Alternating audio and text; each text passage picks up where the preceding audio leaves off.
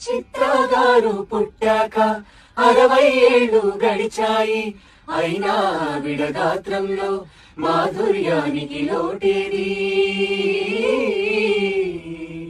కేరళ దేశపు అమ్మాయి పలికిన తెలుగే ఒక హాయి, నడిచే పాటల పుస్తకమై చిరునవ్వే తన భూషణమై, తరాలు ఎన్ని మారిన స్వరాల తేనెలూరుతూ తరించు రోజు.